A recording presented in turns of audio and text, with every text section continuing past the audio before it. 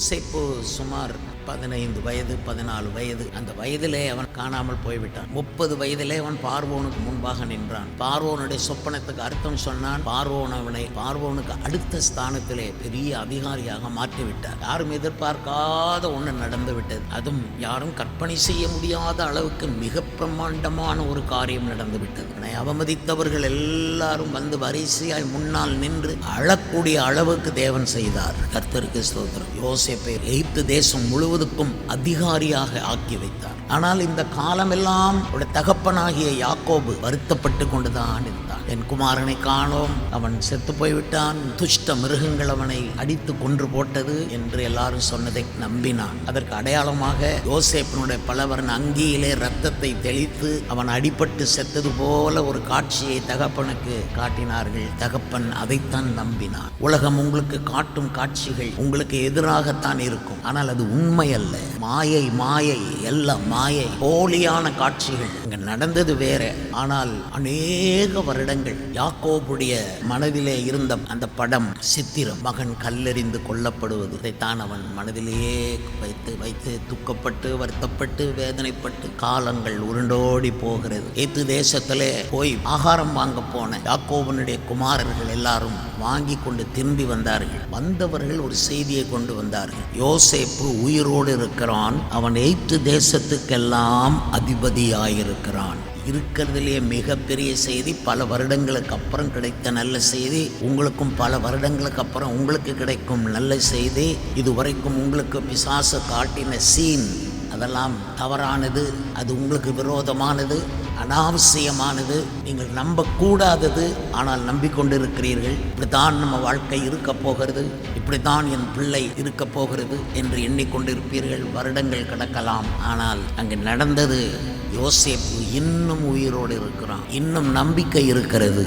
உன்னுடைய ஜபங்களுக்கு இன்னும் நம்பிக்கை இருக்கிறது. உன்னுடைய விஷயங்கள், உன்னுடைய காரியங்கள், உன்னுடைய தொழில், உன்னுடைய கல்வி, உன்னுடைய எதிர்காலம், உன்னுடைய வாழ்க்கை திட்டம் எல்லாவற்றுக்கும் இன்னும் உயிர் இருக்கிறது. அது செத்து போகவில்லை. ஹல்லேலூயா. உன் நம்பிக்கை வீண் போகாது. அது செத்து போகவில்லை. நீ அப்பா இயேசுனுடைய மகன், சாதாரணமானவன் அல்ல. நீ அப்பா இயேசுனுடைய மகள், சாதாரணமான ஒரு ஆள் அல்ல.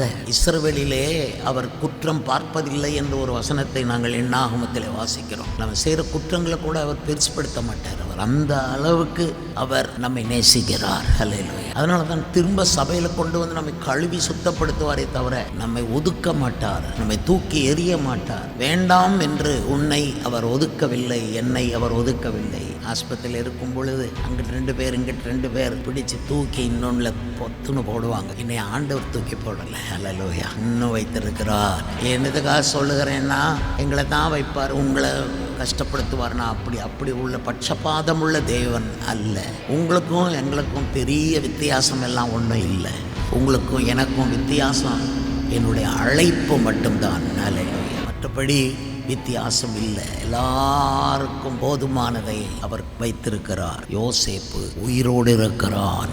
அது மட்டுமல்ல, அடிஷனலாக இன்னொரு செய்தியும் வருது. அவன் உயிரோடு இருக்கிறான், அங்கே பிச்சை எடுத்து கொண்டிருக்கிறான், அங்கே கடன் வாங்கி கொண்டிருக்கிறான், அங்கே அவன் தொழில் நஷ்டப்பட்டு அழுது கொண்டிருக்கிறான், குழந்தை இல்லாமல் இருக்கிறான். இவ்வாறு செய்தி வரவில்லை. யோசேப்பு உயிரோடு இருக்கிறான். அவன் எகிப்து தேசம் முழுவதுக்கும் அதிபதியாயிருக்கிறான்.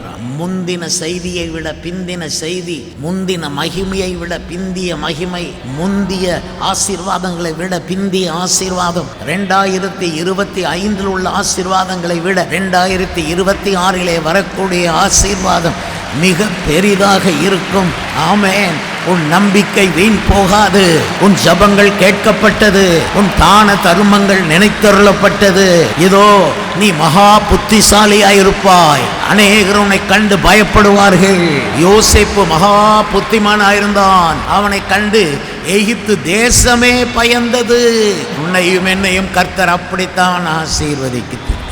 நிறைய பேர் உயிரோடு இருப்பாங்க. எப்பா எப்படி இருக்க? சாக மாட்டாம கிடக்கிறேன், சுவாரஸ்யம் இல்லாம வாழ்றேன். இங்க அப்படி கிடையாது. அந்த விசுவாசி உயிரோடவும் இருக்கணும், அவன் எகிப்து தேசம் முழுவதுக்கும் அதிபதியாகவும் இருக்கணும். ஐஸ்வர்யத்துக்கு அதிபதியா இருக்கணும், ஞானத்துக்கு அதிபதியா இருக்கணும், விவேகத்துக்கு அதிபதியா இருக்கணும், கர்த்தருக்கு பயப்படுகிற விஷயங்களுக்கு அதிபதியா இருக்கணும், ஊழியங்கள்ல அதிபதியா இருக்கணும். எப்பவும் அவன் அதிபதி தான். மகனே மகளே, நீ அதிபதி தான். நீ ராஜகுமாரி, ராஜகுமாரத்தி, நீ ராஜகுமாரன், நீ அதிபதியே தான். பாதிக்கு நீ அதிபதி அல்ல, முழுவதுக்கும் நீ தான் அதிபதி. எய்த்து தேசம் முழுவதுக்கும் நீ அதிபதி. நம்முடைய இரட்சகர் இயேசு, நாம் சேவிக்கிற இயேசு யார் தெரியுமா? யோசேப்பு இயேசுவுக்கு முன்னடையாளமாக இருந்தான். யோசேப்பு 20 வெள்ளிக்காசுக்கு விற்கப்பட்டான். இயேசு 30 வெள்ளிக்காசுக்கு விற்கப்பட்டார். யோசேப்பை சகோதரர்கள் வெறுத்தார்கள். இயேசுவை அவருடைய உடன் பிறந்தவர்கள் சொந்தமானவர்களே வந்தார். சொந்தமானவர்கள் அவரை ஏற்றுக்கொள்ளவில்லை, புறக்கணித்தார்கள். யோசேப்பை சிலுவையில் அறைந்தார்கள் இயேசுவை.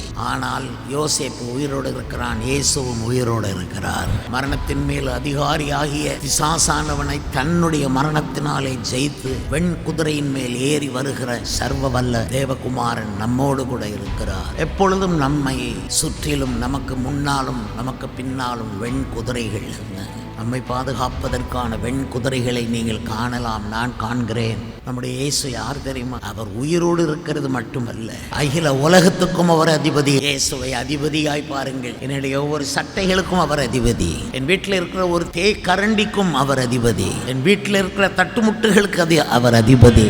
என் குழந்தைகளுக்கு அவர் அதிபதி. என் வீட்டு பொருட்களுக்கு அவர் அதிபதி. என் வீட்டு பொருளாதாரத்துக்கு அவர் அதிபதி. இயேசு உயிரோடு இருக்கிறார். அவர் முழு உலகத்துக்கும் அதிபதியாயிருக்கிறார். இந்த செய்தி கேட்ட உடனே நடந்தது என்ன? அவன் இருதயம் மூர்ச்சையடைந்தது. அவன் அவர்களை நம்பவில்லை. இந்த எக்ஸ்பீரியன்ஸ் பாரு. நிறைய விஷயங்கள் நாம கேள்விப்படும் பொழுது நம்முடைய இருதயம் சட்டுன்னு மூர்ச்சை அடைந்துரும். செயல்படாது, மயங்கின நிலை, செயல்படாத மூர்ச்சை அடைந்து நம்ப முடியாம ஸ்தம்பித்து போய், இதுனா என்னன்னு எனக்கு நல்லா தெரியுது, அனுபவப்பட்டிருக்கிறேன். உங்களுக்கு நம்ப முடியாததை இந்த மேடையிலே நாங்கள் சொல்லுவோம். நீங்கள் அங்க உட்கார்ந்து உங்கள் இருதயம் மூர்ச்சை அடையும். இதெல்லாம் இதெல்லாம் நமக்கு எங்க கிடைக்க போகும்? உங்க இருதயம் மூர்ச்சை அடைந்தால் பரிசுத்த ஆவியானவர் உங்களை பார்த்து, பயப்படாதே மகனே, பயப்படாதே மகளே என்று சொல்லி அவர் நம்மை தேற்றி உயிர்ப்பித்து எடுப்பார். உங்களை செக் பண்ணி பாருங்கள். எத்தனை முறை செய்திகள் உங்கள் இருதயத்தை அப்படியே ஸ்டாப் ஆக்கிடும், மூர்ச்சை அடைய செய்யும். நம்ப முடியாது. இதா இல்லை, நடக்காது. இதா, ஐயோ எனக்கு கிடைக்காது, அவனுக்கு கிடைக்கும், அவளுக்கு கிடைக்கும், அவன் நல்ல ஜெபம் பண்றான், ஏன் குற்றம் எனக்கு தெரியும், எனக்கு கிடைக்காது, நம்ப மாட்டேன். மூர்ச்சை அடைந்த இருதயத்தை எல்லாம் கர்த்தர் உயிர்ப்பிக்க போகிறார். யோபுவின் புஸ்தகத்தில், அப்பொழுதாவது எனக்கு ஆறுதல் இருக்குமே, அப்பொழுது என்னை தப்ப விடாத நோவிலே மறத்திருப்பேன். தப்ப விடாத நோவிலே மறத்திருப்பேன். தெரியுமா? மறத்து போன இருதயம் அப்படி ஸ்டாப் ஆகிரும், மறத்து போகும். அதனால் என்னன்னு எனக்கு நல்லா தெரியும். உண்மையான விசுவாசிகளுக்கு மறத்து போகணும். சில தொட்டாசினிங்கி மாதிரி சின்ன சின்ன விஷயத்துக்கும் கவலைப்பட்டு மறத்து போன இருதயம் எங்கள் இருதயம். எதையும் தாங்குகிற இருதயம் எங்கள் இருதயம். நீ என்ன 1000 துர்ச்செய்தியை சொல்லு, எங்கள் இருதயம் மறத்து போய் இருக்கு. மேலும் நாங்கள் சிலுவை சுமந்து சுமந்து சுமந்து சுமந்து சுமந்து எங்கள் தோள்களெல்லாம் மறத்து போச்சு. ஹல்லேலூயா. சிலுவை எங்களுக்கு கஷ்டமாக தெரியாது, நிந்தை எங்களுக்கு கஷ்டமாக தெரியாது, பாடுகள் எங்களுக்கு கஷ்டமாக தெரியாது, யாராவது எங்களை அவமானப்படுத்தினா அது எங்களை பாதிக்காது, கஷ்டமாக தெரியாது. மறத்து போன இருதயம். இன்னைக்கு உங்கள் எல்லாருக்கும் கர்த்தர் அது அவசியத்துக்கு கொடுத்து வைப்பார். ஹல்லேலூயா. உங்கள் மேல் எத்தனை கற்கள் விழுந்தாலும், ஸ்தேவான் மேல் கற்கள் விழுந்த போது அவன் முழங்கால் படியிட்டு அவன் ஜெபித்தது போல, எத்தனை கற்கள் விழுந்தாலும் வலி தெரியாமல், ஹல்லேலூயா, எத்தனை சோதனையில் வந்தாலும் வலி தெரியாமல் நம்மை சூழ ஸ்தோத்திர பாடல்களும் தெய்வீக பாடல்களும் அபிஷேக பாடல்களும், ஆமென், கர்த்தருடைய பிள்ளைகளுடைய துதி ஸ்தோத்திரங்களும் நம்மை சூழ இருக்கும் பொழுது மறத்து போன இருதயம். ஊழியக்காரர்களுடைய முழங்கால்கள் ஜெபம் பண்ணி மறத்து போன முழங்கால்கள், மக்களை சுமந்து ஊழியங்களை சுமந்து பாடுகளை சுமந்து சுமந்து தோள்கள் மறத்து போன தோள்கள். ஆனால் இன்னொரு வசனமும் வாசிக்க வேண்டும். பொழுது விடிந்து நாபாலின் வெறி தெளிந்த பின்பு அவன் மனைவி இந்த வர்த்தமானங்களை அவனுக்கு அறிவித்தாள். அப்பொழுது அவன் இருதயம் அவனுக்குள்ளே செத்து அவன் கல்லை போலானா. நல்லவனுங்க என்னைக்குமே கர்த்தரை தேடுறவன், நல்லவன், பக்திமான பகச்சிக்கிடவே கூடாது. தெரிந்தோ தெரியாமலோ அவனுக்கு விரோதமா என்னத்தையும் பேசிடக்கூடாது. தாவீதுக்கு விரோதமா என்னதோ ரொம்ப தெரிஞ்ச மாதிரி பேசின நாபால் பெரிய பணக்காரன், அவனுக்கு பெரிய தோட்டம் பெரிய ஜமீன்தார். அவன் மனைவி அபிகாயில்னு பேரு. தாவீதை குறிச்சு நாபால் நல்ல குடி வெறியில இருக்கும்போது தாவீதை ரொம்ப இன்சல்ட் பண்ணிட்டான். மனைவி ரொம்ப வருத்தப்பட்டான். இன்னொரு பரிசுத்தவான இப்படி இன்சல்ட் பண்றான்னு சொல்லி காலையில அவனுடைய போதை தெளிந்தது. மனைவி பக்கத்துல உட்கார்ந்து சொல்றேன், நீ பரிசுத்தவான ஐயா தாவீதை ரொம்ப இன்சல்ட் பண்ணிட்டேன். சொன்ன உடனே இப்படியா செஞ்சுட்டேன். அவன் இருதயம் அவனுக்கு போல் செத்து, அவன் இருதயம் கல்லை போலாயிற்று. உண்மையா நான் இதை அனுபவ ரீதியிலே பலருடைய வாழ்க்கையிலே கண்டிருக்கிறேன். ஆத்திரத்தில் அதை இதை சொல்லிட்டு கடைசியில் உண்மை புரியும் போது இருதயம் அப்படியே செத்து கல்லை போலாகி, இனி எந்த சர்ச்சில் அவங்க மாறி மாறி மாறி மாறி போனாலும் நிம்மதி இருக்காது. மறுபடியும் அவங்க அந்த சொந்த சபைக்கு வந்து அந்த குறிப்பிட்ட பாஸ்டருக்கு முன்பாக முழங்கால் படியிட்டு அவர் தலையில் கையை வைத்து ஆசீர்வாத அடையாளமாக கையை வைத்தால் ஒளிய அந்த கல் மாறாது. இதை நான் உண்மையா சொல்றேன். அவங்க எந்த சபைக்கும் மாறலாம், அது அவங்க சுதந்திரம். ஆனா அவங்க ஒருபோதும் அவங்களுடைய இருதயம் மெழுகு போல வராது. அவங்களுடைய இருதயம் உள்ளுக்கு செத்து கல்லை போல ஆகும். ஒருவேளை நான் சொன்ன இந்த 3 தன்மைகளில் ஏதேனும் உங்களிடத்தில் உண்டோ? இருதயம் செத்து கல்லை போல இருக்கிறதா? இருதயம் உங்களுக்குள் மூர்ச்சை அடைந்து இருக்கிறதா? அல்லது மரத்து போன நிலை இருக்கிறதா? எல்லா நிலைமைகளுக்கும் இயேசு போதும். கர்த்தருக்கு ஸ்தோத்திரம். எனக்கு ரொம்ப ஆச்சரியமா இருக்கும். 4 மாசம் கஷ்டப்பட்ட போது எல்லாம் மறந்துருமோ, வசனங்கள்லாம் மறந்துருமோ, நினைவில் இருக்காதோ பார்த்தா இப்போ தான் கூட வருது. அதனால் கவலைப்படாதீங்க. உங்களுக்கு வர்ற நோய்களெல்லாம் உங்களுக்கு நன்மையை தான் கொண்டு வந்துட்டு அந்த நோய் போயிடும். நீங்கள் நல்லா இருப்பீங்க. உங்கள் இருதயம் மூர்ச்சை அடைந்த நிலையிலிருந்து நீங்கள் மறுபடியும் எழும்புவீங்க. மரத்து போன நிலையிலிருந்து மறுபடியும் துளிர்ப்பீங்க. ஒருவேளை இருதயம் செத்து கல்லை போலானாலும் அந்த கல்லை கூட உங்களுடைய இருதயத்தில் இருந்து பொறுக்கி எடுத்து மாற்றி போடுவா. அவன் நம்பவில்லை. நம்பாதவங்களுக்கெல்லாம் சொல்றேன், உன் இருதயம் ஒன்று கல் அல்லது மரத்து போச்சு அல்லது மூச்சு அடைஞ்சிருக்கு, அதான் நம்ப மாட்டேன்ற. இன்னைக்கும் ஆண்டவர் அற்புதங்களை செய்கிற தேவனாயிருக்கிறார். யாக்கோபு நம்பவில்லைன்னு போட்டிருக்கு. அவன் இருதயம் மூர்ச்சி அடைந்தது, அவன் நம்பவில்லை. யோசேப்பு உயிரோடு இருக்கிறான், அவன் எய்த்து தேசத்துக்கெல்லாம் அதிகாரியாக இருக்கிறான்னு நம்பலை, நம்ப முடியும். ஆனால் அடுத்த வசனத்தை பாருங்க. அவன் நம்பலை, இருதயம் மூர்ச்சி அடைந்தது. ஆனால் யோசேப்பு மகன் யோசேப்பு சொல்லி அனுப்பின வார்த்தைகளை கேட்ட போது மகாபிரபு இயேசு அவர் சொல்ற வார்த்தைகளை நம்ம கேட்கும் போது நாம உயிர்ப்பிக்கப்படுகிறோம். ஆமா, நம்ம ஆவி உயிர்ப்பிக்கப்படுகிறது. நம்முடைய அந்த மரத்து போன நிலை மாறுகிறது. நம்முடைய மூர்ச்சையடைந்த இருதயம் மறுபடியும் உயிர் பெறுகிறது. செத்து போய் கல்லு போல ஆன இருதயம் மறுபடியும் உயிர்ப்பிக்கப்படுகிறது. அவன் இருதயம் உயிர்த்தது. எதை கேட்டபோது?